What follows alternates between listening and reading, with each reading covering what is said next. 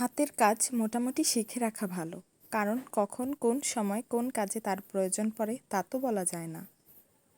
ঠিক যেমন হাতের কাজ জানার কারণে এখন আমি এই সিম্পল ব্যাগটা নিজের ইচ্ছে মতো কাজ করতে পেরেছি। আসসালামু আলাইকুম, সবাই কেমন আছেন? আশা করি ভালো আছেন। আলহামদুলিল্লাহ, আমি অনেক বেশি ভালো আছি। এই ব্যাগটা আমাকে আমার আপু দিয়েছিল। মূলত একদম কালো হবার কারণে আমি অনেক দিন ব্যাগটা ইউজ করিনি। হঠাৎ মাথায় আইডিয়া আসলো, ব্যাগটা সুই সুতো দিয়ে কাজ করি। এখানে সুতো এবং রঙের কাজ করেছি। এই যে ফুলটা আমি এঁকেছি বা সেলাই করেছি, এটা একটা গোলাপ ফুল। এটা একদম সহজভাবে সেলাই করা যায়।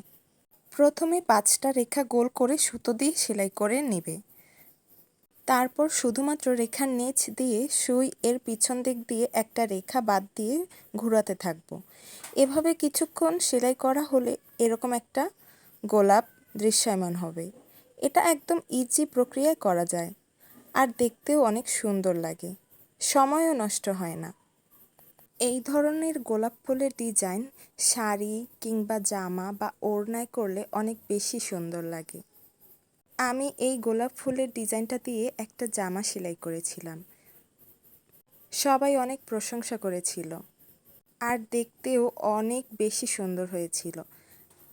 আমি ড্রেসটা একদিন আপনাদের সাথে শেয়ার করব। আর যে পাতাগুলো দেখতে পাচ্ছেন তা আমি রং দিয়ে করেছি, ফেব্রিকের রং দিয়ে করেছি।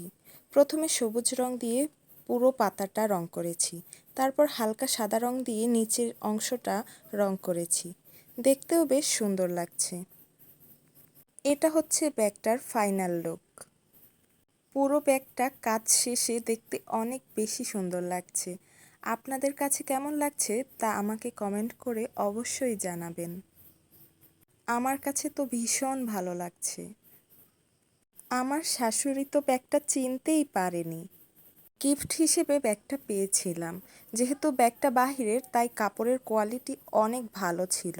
তাই আলমারিতে এভাবে ফেলে না রেখে আমি আমার বুদ্ধিমতো এই কাজটা করেছি। হাতের কাজ জানা থাকলে এই একটা সুবিধা।